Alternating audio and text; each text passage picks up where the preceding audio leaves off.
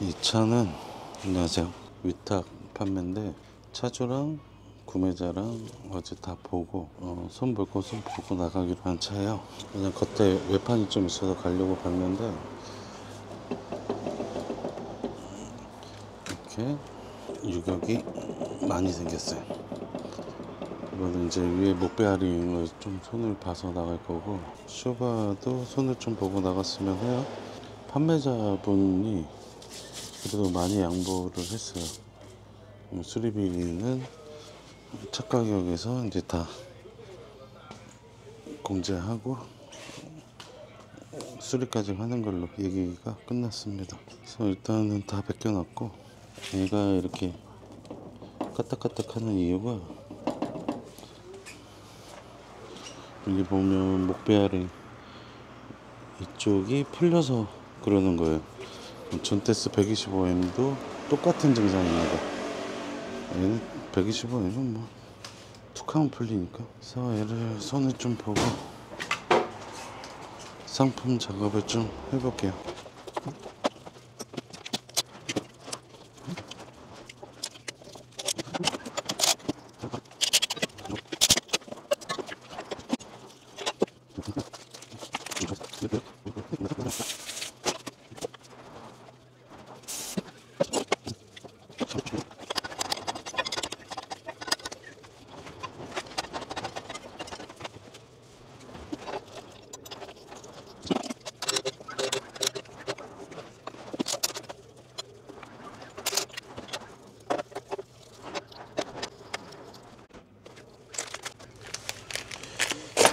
베어링도 다 갈아야겠다. 베어링 상태가 별로인 것 같아서 갈기로 했습니다.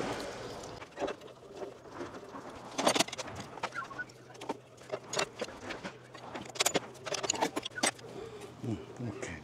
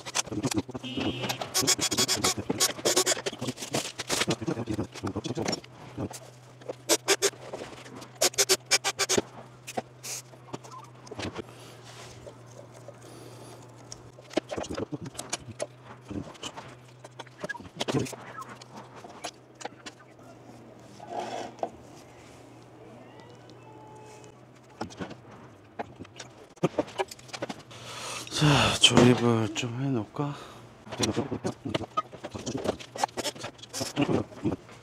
이렇게 팔고 제대로 값을 받는다면 정말 중고차 시장 문화가 굉장히 좋아지지 않을까 싶습니다. 그러면 오히려 반대로 구매자들이 진상 구매자가 나타날까요?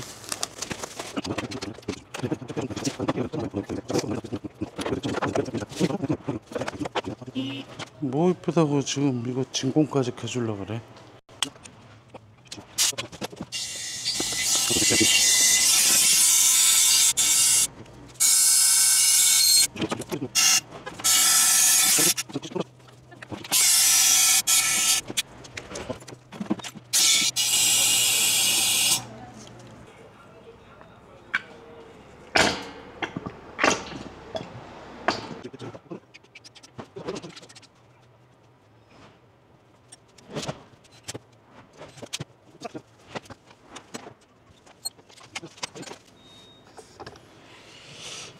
지금 뭐 줬던 쨌든 차 컨디션은 잡아 놓고 가야 되니까 일단 쇼바 오버홀도 지금 끝났습니다.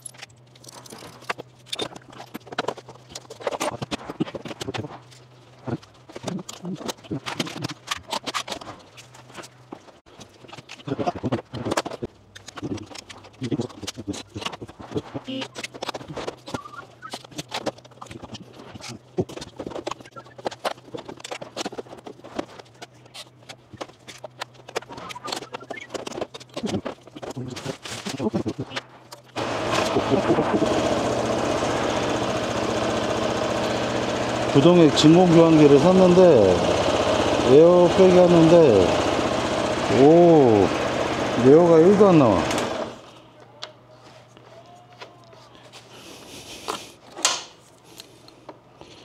역시 뭐든지 장비가 좋아야 돼. 장비빨이야.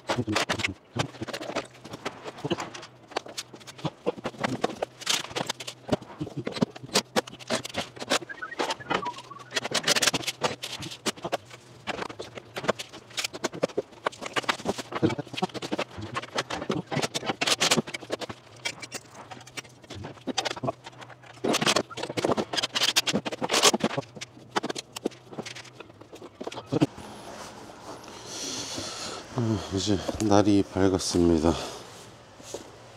아, 저 어제 너무 늦게까지 계서 이제 늙어갖고 늦게까지가 안 되네요.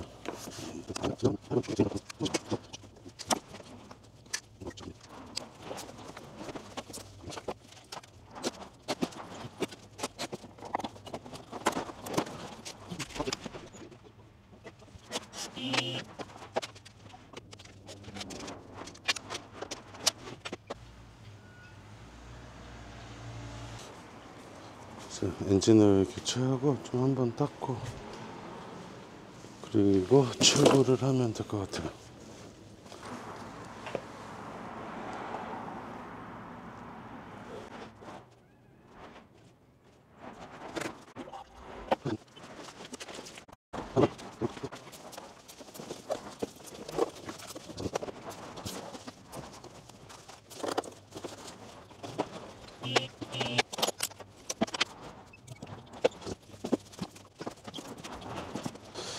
자, 이제 다 끝났고요. 출고 준비만 하면 됩니다.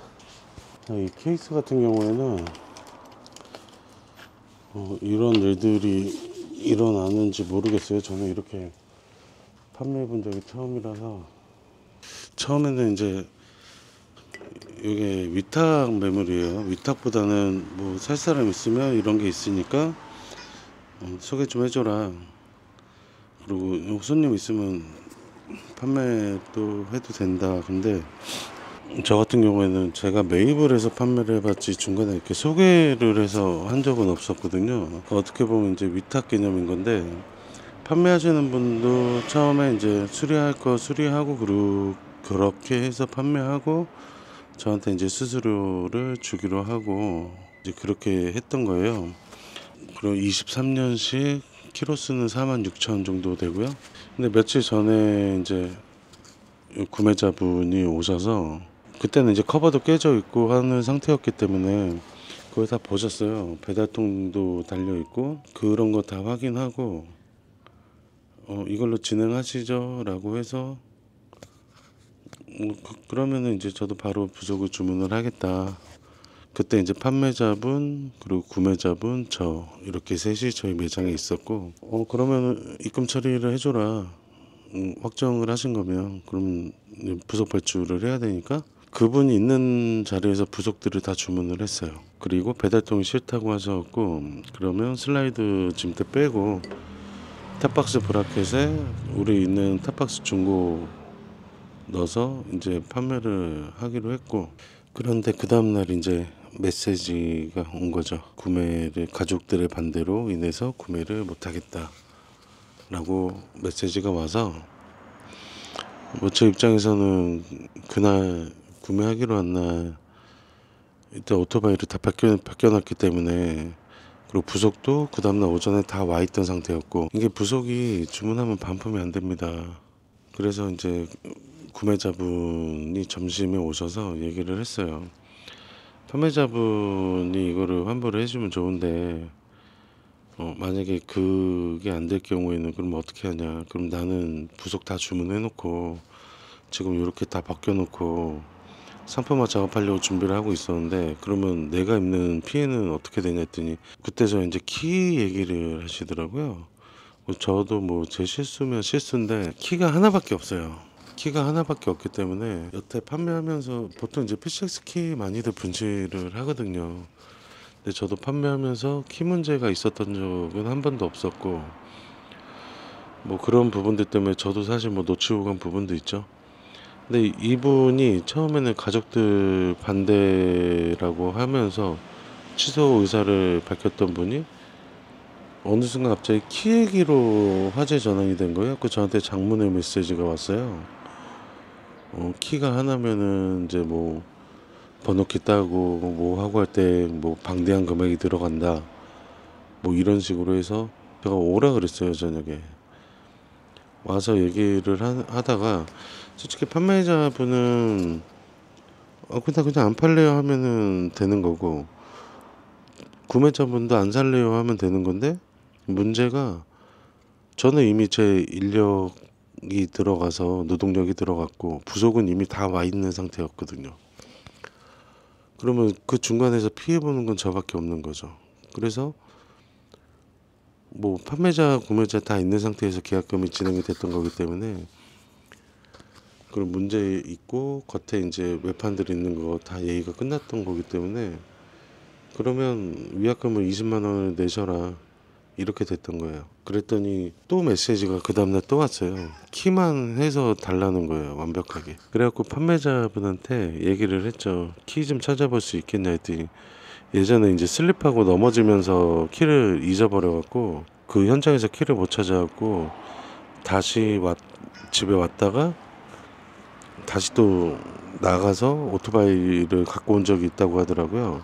근데 저는 그런 내용은 모르니까 정말 좀 난감했습니다. 저는 솔직히 이거 팔아도 그만 안 팔아도 그만 저한테 남는 거라고는 이거 정비 비용밖에 없거든요. 그 수수료가 그 정비 비용이에요. 또 차주를 불렀어요. 그러면 차주분한테 이 키 때문에 문제가 되니 이거 키 복사하고 하는데 뭐 인천까지 가야 되긴 하지만 10만 원이 발생을 한다.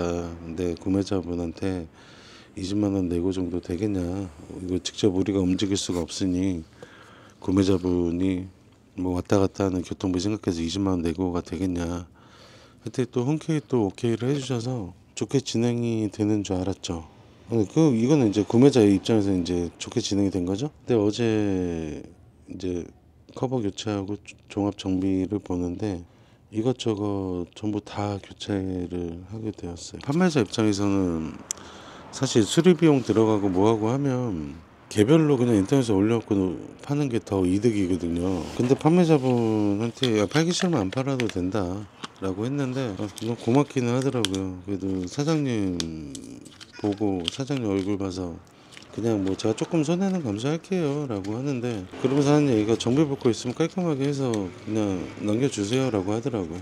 중고 오토바이입니다. 새 거 아니고요. 그 46,000km 탄 오토바이고, 제 기준에서는 일반 시중에 나와 있는 것보다는 나아요. 지금 교체한 것들 보면 구동계 쪽 정비 점검 다 끝냈고, 그리고 냉각수 순환으로 교체 작업 끝냈고요. 그리고 앞쇼바 오버라고 반들 전체 갈고, 브레이크 패드, 엔진 오일, 미션 오일, 에어 클리너 다 교체됐고요. 그 뒤에 탑박스 그리고 뭐 그런 것들까지 전부 다 들어가 있습니다. 타이어도 얼마 전에 이제 다 피렐리로 다 교체를 해놔서 타이어도 손볼 거 없고, 그리고 목 베어링 같은 경우에도 어제 점검하는 중에 목 베어링 문제가 좀 있는 것 같아서 차주한테 얘기했더니 그것까지도 허락을 했어요. 다 깔끔하게 해서 보내달라고. 그래서 목베어링까지 전부 다 교체를 하게 됐던 거거든요. 어떻게 보면 뭐 판매자도 이런 판매자 찾기가 힘든 거죠. 뭐 구매자야 완벽한 거 찾고 싶겠지만 중고차입니다. 어느 정도는 양보를 해야 돼요. 그러니까 기능상 뭐 이런 하자 문제 없는 상태에서는 처음에 얘기했던 거랑 너무 다르게 나왔기 때문에 아예 그냥 내고를 해달라고 했으면은 쿨하게 내고를 해줬을 수도 있을 것 같아요, 판매자분 입장에서. 근데 키를 핑계 삼아서 그거를 가지고 계속 끊임없이 얘기를 한다는 것 자체가 저로서는 조금 이해는 안 되더라고요. 이게 구매하시는 분들 입장은 또 어떤지 모르겠지만 조율이라는 게 있는데 딱히 그런 것도 없었던 것 같아요. 말은 굉장히 뭐 입장 난처하게 해서 죄송하다 하면서 뒤돌아서서 메시지로 끊임없이 얘기를 하니까. 근데 이거를 그러면 자기가 그냥 사서 바로 대팔든지 하겠다라고 하셨던 분이 어제 보험을 드셨습니다. 등록증 사진 찍어달라 보내달라고 하더라고요.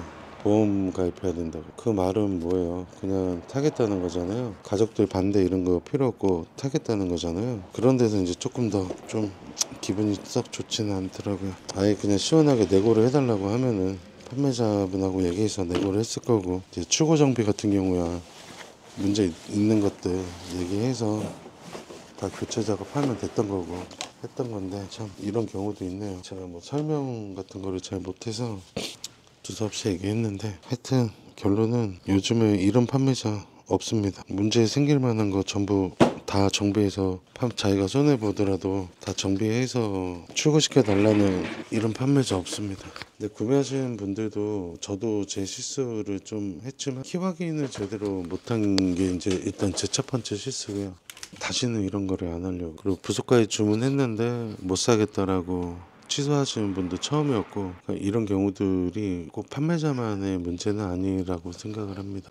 구매하실 때도 조금 더 신중하게 생각하고 구매하셨으면 좋겠고, 계약금까지 입금된 상황에서는 어차피 되돌릴 수가 없어요. 계약 위반이기 때문에. 근데 결론은 구매자분은 하나도 손해를 본 게 없고 판매자분하고 저만 지금 손해를 본 상황인 거죠.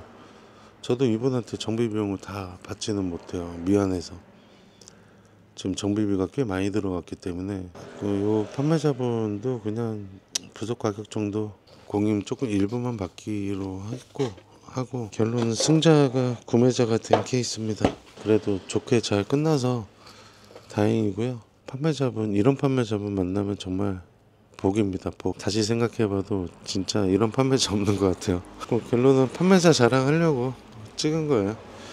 구매자분들도 한번 뱉은 말은 되돌리기 힘드니까 좀 신중하게 구매를 했으면 하는 바람이고요. 이런저런 핑계보다는 뭐 그게 사실일 수도 있지만, 결론은 지금 보험까지 등록했다는 거는 가족 반대 때문에 뭐 안 된다 어쩐다, 솔직히 이거는 핑계밖에 안 됐던 거고요. 그냥 내고가 필요했으면 내고를 요청했던 게 더 좋지 않았을까 하는 그런 생각이 좀 드는 거죠.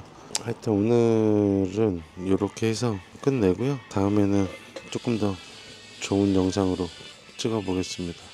일단 오늘은 여기까지 하겠습니다. 감사합니다.